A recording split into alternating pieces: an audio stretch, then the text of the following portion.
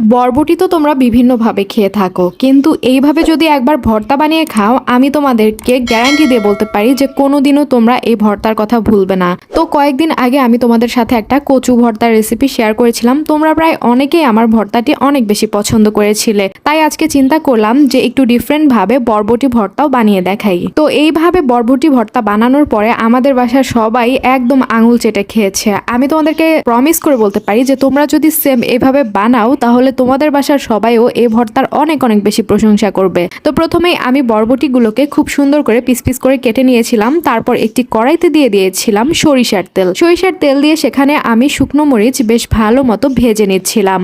শুকনো মরিচ ভাজা হয়ে গেলে আমি সেগুলোকে উঠিয়ে নিয়েছিলাম এবং তাতে আবার ছেড়ে দিয়েছিলাম পেঁয়াজ কুচি। পেঁয়াজ কুচি বেশ ভালো মতো ভেজে নিচ্ছিলাম। তারপর পেঁয়াজ কুচিও একটি বাটিতে, অর্থাৎ যে বাটিতে শুকনো মরিচ উঠিয়ে রেখেছিলাম সেই বাটিতেই উঠিয়ে রাখলাম। অবশ্যই মনে রাখতে হবে পেঁয়াজ যেন এখানে অতিরিক্ত বেশি ভাজা না হয়ে যায়, একটু মোটামুটি ভাজা হওয়ার পরেই পেঁয়াজ কুচি তুলে নিতে হবে। যাই হোক, তুলে নেওয়ার পরে আমি কড়াইতে আবারও দিয়ে দিয়েছিলাম বরবটি, ওই যেগুলো আমি কেটে রেখেছিলাম সেগুলো। বরবটির সাথে আরও দিয়ে দিয়েছিলাম রসুন আর একটু পানি আর রসুন দেওয়ার পরে আমি ঢাকনা দিয়ে বেশ কিছুক্ষণ ঢেকে রেখেছিলাম যেন এগুলো মোটামুটি একটু সিদ্ধ হয়ে আসে।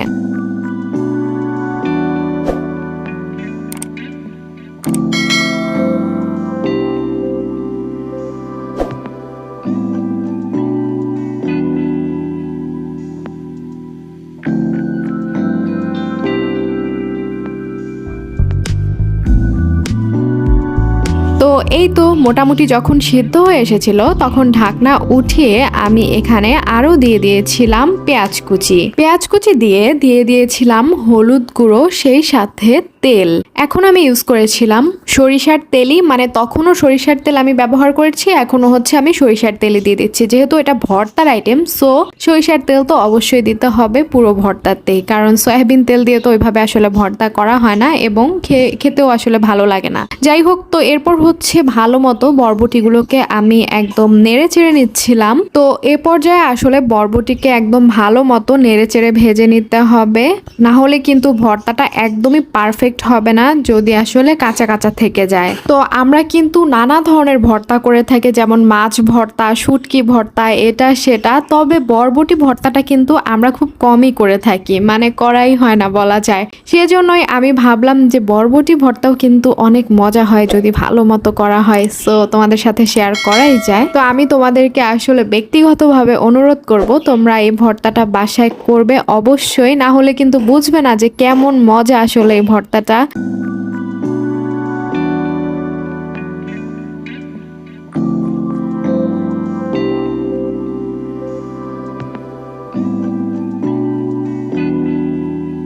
তো যাই হোক, এরপর আমি ভালো মতো নেড়ে ছেড়ে নিচ্ছিলাম। এখন আমি একটি প্যানে দিয়ে দিয়েছিলাম আবারও সরিষার তেল এবং তেলটা বেশ ভালো মতো ছড়িয়ে দিচ্ছিলাম। তারপর এখানে রুই মাছ আমি ভেজে নিয়েছিলাম। তোমরা চাইলে অন্য কোনো মাছও দিতে পারো, যেমন তেলাপিয়া মাছ অথবা কাতল মাছ, সেই মাছগুলো ভেজে নিতে পারো। তবে আমি এখানে আসলে রুই মাছ আজকে দিয়েছি, ভেজে নিচ্ছি। তো মাছটি যখন ভালো মতো আমার ভাজা হয়ে যাবে তখন ওই যে একটি বাটিতে আমি যে কাঁচামরিচ না, শুকনো মরিচ এবং পেঁয়াজ তুলে রেখেছিলাম সেটিতেই তুলে রাখলাম। তারপর ব্লেন্ডারে ব্লেন্ড করার জন্য যে বরবটিগুলো আমি ভেজে নিলাম, অর্থাৎ সিদ্ধ করে ভেজে নিলাম, সেগুলো দিয়ে দিলাম। আর সেই সাথে মাছ আমি বেছে বেছে দিচ্ছিলাম, যেহেতু মাছে কাঁটা আছে সুতরাং মাছ বেছে দিলে এখানে ভালো, না হলে কিন্তু যখন ব্লেন্ড করবে তখন কাঁটা সহ ব্লেন্ড হবে এবং খেতে আসলে ওই রকম মজা হবে না। কাঁটাটা হয়তো বা মুখে লাগতে পারে এবং ভালো নাও লাগতে পারে, তো আমি মাছটাকে বেছেই দিচ্ছি।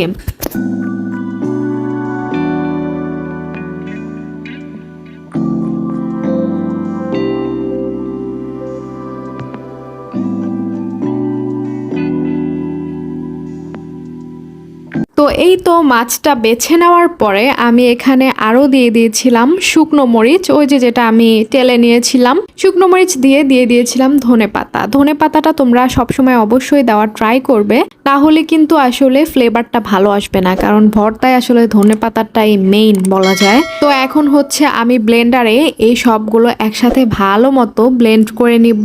তো এই যে আমার ব্লেন্ড করা শেষ, ব্লেন্ড করে নিয়ে আসার পর দেখতেই পাচ্ছ কতটা সুন্দর হয়েছে, আর এত সুন্দর একটা ঘ্রাণ ঘ্রাণ আসছিল যে আমার কি বলবো, তখনই আমি একটু খেয়ে নিয়েছিলাম, যদিও ভর্তাটা পুরোপুরি বানানো হয়নি তারপরেও। তো এখন হচ্ছে আমি ভর্তার একদম শেষে ফিনিশিং দিব, অর্থাৎ ভর্তাটা মেখে নিব। এখানে আমি আবারও নিয়ে নিয়েছিলাম শুকনো মরিচ টালা তেলে নিচ্ছিলাম। তারপর হচ্ছে ওই যে পেঁয়াজ যেটা ভেজে রেখেছিলাম সেটাও আমি ভালো মতো এখন মিক্স করে নিচ্ছিলাম শুকনো মরিচের সাথে। তো তোমরা ভর্তাটা টেস্ট করে দেখবে এর মধ্যে যেটা তোমরা ব্লেন্ড করে নিয়ে এসেছো, যদি তোমাদের লবণ কম মনে হয় তাহলে অবশ্যই এখানে লবণ অ্যাড করবে। আর যদি মনে হয় যে না লবণ আসলে প্রপারলি আছে, সেক্ষেত্রে আসলে লবণটা তোমাদের দেওয়ার দরকার নেই। আমি হচ্ছে সিদ্ধ করার সময় কিছুটা লবণ বরবটিতে দিয়ে দিয়েছিলাম, সেটার ফুটেজ আসলে নেওয়া হয়নি। তারপরেও আমি এক্সট্রা ভাবে এখানে আরেকটু লবণ অ্যাড করেছি, কারণ আমার মনে হচ্ছিল যে লবণটা কম হয়েছে। সো যাই হোক, তারপর হচ্ছে আমি ভালো মতো ভর্তাটাকে মিক্স করে নিচ্ছিলাম। এখন কিন্তু ভর্তাটাকে ভালো মতো মিক্স করে নিতে হবে। আমার আসলে ভিডিও দেখতে দেখতে আবারও ক্ষুধা লেগে গিয়েছে, মনে হচ্ছে আমি এখন আবার ভাত নিয়ে বসি ভর্তাটা দিয়ে। যাই হোক, তো তোমরা অবশ্যই এটা বানাবে। আর হচ্ছে একদম লাস্টে হচ্ছে আমি লেবুর রস দিয়ে দিয়েছিলাম। লেবুটা তোমরা প্লিজ অ্যাভয়েড করো না, লেবু না থাকলেও বাইরে থেকে কিনে নিয়ে এসে অবশ্যই লেবুটা চিপে দিবে, তাহলে কিন্তু অনেক সুন্দর একটা ফ্লেভার আসবে আর খেয়ে তোমরা বলবে আসলে কি জিনিস খেলে। তো এই তো আমার ভর্তার রেসিপিটি এই পর্যন্তই। আর তোমরা যদি আমার আগের কচু ভর্তার রেসিপিটি না দেখে থাকো তাহলে অবশ্যই দেখে নিও, ওইটাও কিন্তু অনেক বেশি ইয়ামি হয়েছিল। সো এই তো, ভালো থেকো, সুস্থ থেকো। তোমাদের সাথে আমার দেখা হবে আবার অন্য কোনো সুস্বাদু কোনো রেসিপি নিয়ে অন্য কোনো ভিডিওতে। আল্লাহ হাফেজ।